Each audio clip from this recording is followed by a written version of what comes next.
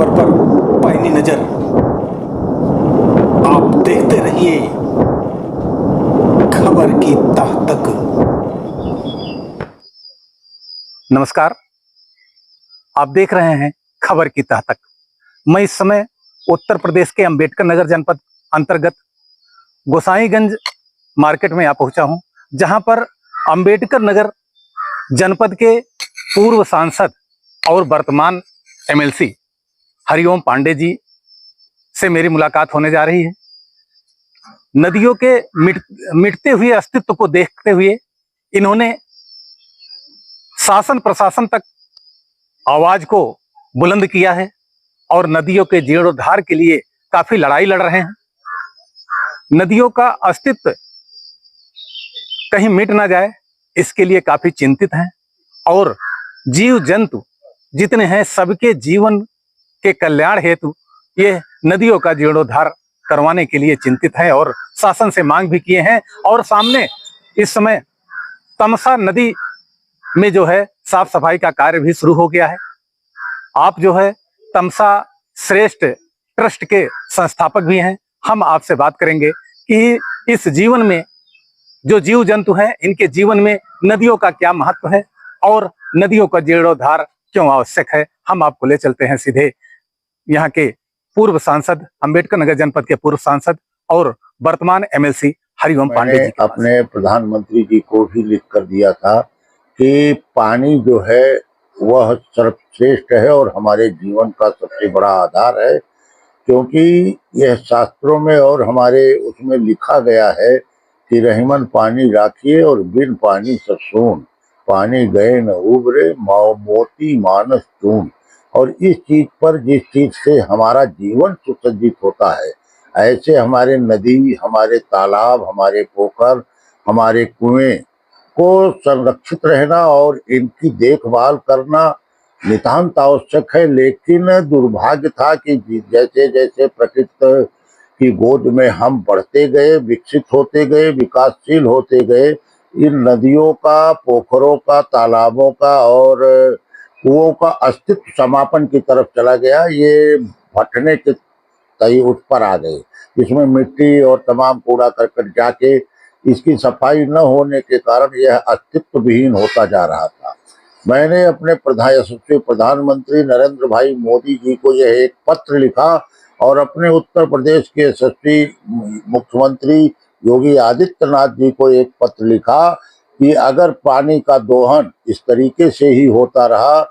तो हमको आने वाले समय में हमारे बाल बच्चों को, हमारे पर्यावरण को, हमारे पशु पक्षियों को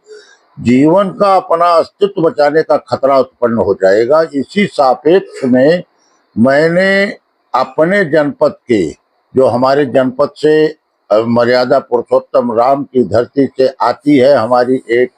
पहाड़ी नदी के रूप में जो माँ सरयू और उससे समर्थित उसकी सहायक नदियों के रूप में हमारी मड़हा, बिसोही और तमसा नदी, इनका प्रादुर्भाव जो हुआ है, इसके लिए हमने श्रवण धाम, जहाँ राजा दशरथ ने श्रवण अपने माता पिता को लेके जा रहा था तीर्थाटन कराने, वहाँ उसी श्रवण धाम और तमसा नदी के तट पर जहाँ हमारी नदियों का प्रादुर्भाव हुआ, जहाँ से तमसा नदी बनती है, मड़हा और बिसोही के दोनों संगम पर मैंने देखा जाकर, क्योंकि मेरा क्षेत्र होने के नाते, कि इन नदियों का उद्गम स्थल और इनका प्रारब्ध खत्म होने के कगार पर है, क्योंकि ये सफाई नहीं हो रही थी। सफाई के लिए यहाँ जनमानस को प्रेरित किया गया। हमारी सरकार इसके लिए कट संकल्पित है कि नदी नालों की सफाई निश्चित तौर पर की जाए, जिससे हमारे जीवन का आने वाले संतति, हमारे आने वाले समय में पानी की कमी न हो और हमारा जीवन, हमारा प्राकृतिक जो वो क्षेत्र है वह आजीवन बना रहे। यह क्षेत्र मैंने सोचकर, जहाँ से श्रवण धाम से मड़हा और बिसोही के प्रारब्ध से नदी तमसा का प्रादुर्भाव हुआ, जब तमसा नदी जाते हुए आगे जाके सरयू और गंगा नदी में मिलती है, क्योंकि नदियों को जोड़ने के लिए हमारे अटल बिहारी वाजपेयी जी ने भी यह प्रयत्न किया था और कहा था कि सहायक नदियों को बड़ी नदियों से जोड़ा जाए, जिससे उसमें हर समय पानी रहे और हमारे जीव जंतु, हमारे पेड़ पौधे उससे संरक्षित रहे। ऐसी दशा में मैंने एक मुहिम चलाई, जो तमसा नदी के प्रादुर्भाव को बचाने के लिए अम्बेडकर नगर के जिलाधिकारी से भी मैंने पत्र लिखकर उनको कहा, और यहाँ एक सोशल संस्था बनाकर मैंने इसका शुभारंभ कराया।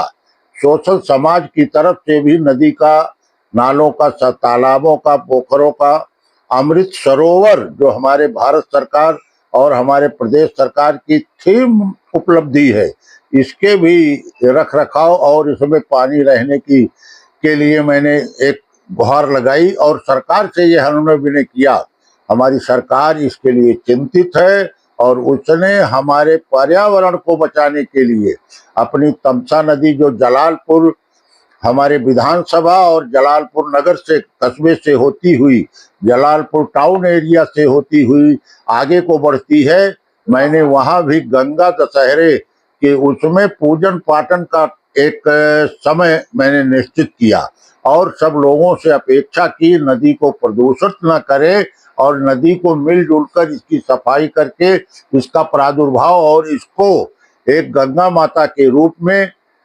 विकसित करें और विकासशील करें। वहाँ एक छोटा सा मंदिर भी है, जिसमें किस लिपि में क्या लिखा हुआ है यह अभी तक पढ़ा नहीं जा सका है, क्योंकि हमारी यह तमसा नदी बहुत पुरानी पौराणिक नदियों में से आती है, जिसका इतिहास में, रामायण में और तमाम ऐतिहासिक ग्रंथों में इसका वो है, लिखा हुआ है कि यह नदी हमारी पौराणिक है और पौराणिक वह द्वापर और त्रेता के समय से यह बह रही है। तो ऐसी नदी को हम संरक्षित रखने के लिए हमारा यह नैतिक दायित्व बनता है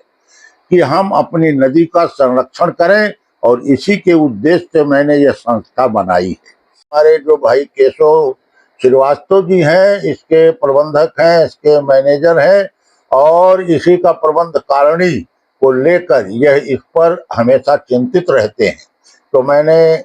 इसके लिए कार्य करने की योजना बनाई है। प्रदेश सरकार और देश सरकार से जितना भी बन पड़ेगा मैं इसको दिलाता रहूंगा, अपने जनपद के अधिकारियों से भी दिलाता रहूंगा, तहसील के अधिकारियों से दिलाता रहूंगा, और इसको संरक्षित करके वन जीव को, प्राणियों को और अपने वनस्पतियों को सुरक्षित रहने के लिए सबसे अनुनय विनय कर इसका प्रचार प्रसार करूंगा। इसके लिए, इसी उद्देश्य से मैंने इसका प्रादुर्भाव किया और इसकी स्थापना की। ये जो इस समय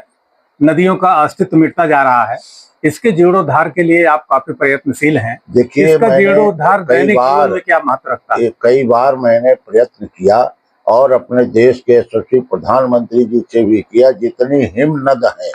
हमारी हिमालय से निकलने वाली जो हमारी प्रमुख नदियां हैं, गंगा है,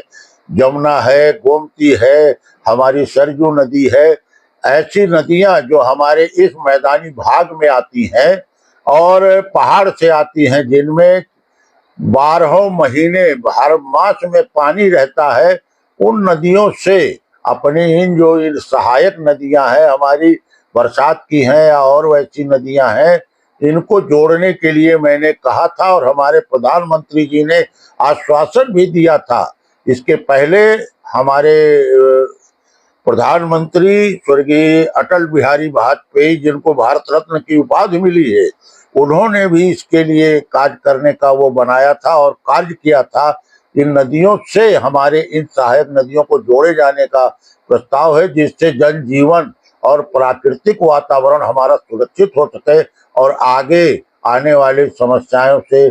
ग्रसित न हो, इसके लिए वह कार्य कर रहे हैं। नदियों में देखा जा रहा है कि तमाम कल कारखानों के अवशिष्ट पदार्थ और यहाँ तक कि जितने शहर बसे हुए नदियों के किनारे, उनसे भी निकलने वाले नालों का पानी भी उन नदियों में गिराया जा रहा है, जिससे नदियों का पानी दूषित होता जा रहा है। इसके लिए सरकार क्या करना चाह रही है? आप क्या हमारी उत्तर प्रदेश की सरकार, उत्तर प्रदेश में आने वाली नदी, जो अभी हाल में ही हमारे महाकुंभ लगा हुआ था, इसमें कानपुर से लेकर और तमाम मैदानी जिलों में जिन जिलों से होती हुई हमारी गंगा नदी आती है, जमुना नदी आती है, उनमें तमाम नाले गंदे और तमाम कल कारखानों के पानी गिरते थे। लेकिन उन कल कारखानों पर सब पर बैन लगाया गया और सबको शुद्ध पानी करके उसके कीचड़ को, उसके अपक्षय को, अपशब्द को हटा के और उसमें शुद्ध पानी गिराने के लिए कहा गया, अन्यथा वह अपना किसी तरीके से प्रबंध करें। ऐसे में हमारी गंगा माँ का पानी और यह जो अभी कुंभ लगा था, महाकुंभ, इसमें 60-65 करोड़ लोगों ने स्नान किया उस गंगा के स्वच्छ निर्मल जल में। हमारी माता के रूप में जो हम मानते हैं गंगा को, स्नान एक भी व्यक्ति कोई संक्रमित नहीं हुआ, न कोई बीमार हुआ। ऐसे ठंड के महीने में जो स्नान करके गए और सारे लोग प्रफुल्लित, न कोई घटना दुर्घटना घटी। यह संयोग और प्रकृति का ही एक जीता जागता उदाहरण है। और मैं अपने यशस्वी मुख्यमंत्री योगी आदित्यनाथ जी को बधाई देना चाहता हूं, और जितनी उनकी प्रशंसा की जाए वह कम है कि उन्होंने एक ऐतिहासिक इतिहास के पन्नों में जो दर्ज था उसको उन्होंने इस जमीन पर उतार कर साकार करने का जो प्रयत्न किया, ऐसा कोई महामानव ही कर सकता है, सन्यासी ही कर सकता है। और सन्यासी से बड़ा राजा इस पृथ्वी पर कोई है नहीं, जिसके लिए हमारे उत्तर प्रदेश के मुख्यमंत्री जो जन्मजात सन्यासी हैं और सन्यासी के रूप में अपने उत्तर प्रदेश के राजा के रूप में अपनी प्रजा को, अपने सामाजिक लोगों को, सारी जनता को जो यह सुख दे रहे हैं, पशु पक्षी प्राणी वनस्पतियों को, निश्चित ही वह एक अवतरित पुरुष के रूप में यहाँ जन्म लिए हैं। मैं उनको बारंबार प्रणाम करता हूँ, और ऐसे ही लगन से काम करते रहेंगे तो हमारा प्रदेश उत्तम प्रदेश के रूप में अपने को विश्व में स्थापित करने का प्रयत्न करेगा। जीव जंतुओं को सुखमय जीवन व्यतीत करने के लिए इस नदी का क्या महत्व हो? जीव जंतु हमारे कीड़े मकोड़े और तमाम चीजें अपशिष्ट को खाते हैं नदियों के। वह अपशिष्ट नहीं रहेगा, स्यवार नहीं रहेगा, उसमें कमल नहीं रहेगा, कुमुदनी नहीं रहेगी, कमल और तमाम जलचर पौधे जो जल में रहते हैं वो नहीं रहेंगे, तो निश्चित तौर पर हमारी नदी जो है वो प्रदूषित होती रहेगी। और इन सब चीजों को बढ़ावा देने के लिए इस जीवों का भी, कछुओं का, मछलियों का, कीट पतंगों का रहना बहुत अनिवार्य होता है। इन्हीं सब प्रकृति को और स्वच्छता को वातावरण बनाए रखने के लिए यह जीवन निश्चित तौर पर एक जीवन के रूप में हम परिलक्षित होता है। बहुत बहुत धन्यवाद सर। क्षेत्र, जनपद, प्रदेश व देश विदेश की हर छोटी बड़ी ताजी खबरों को देखने के लिए चैनल को सब्सक्राइब करें और वीडियो को लाइक शेयर कमेंट करना ना भूलें, ताकि आने वाली खबर का अपडेट आपको मिलता रहे। आने वाली अगली खबर के साथ फिर मिलेंगे, तब तक के लिए नमस्कार।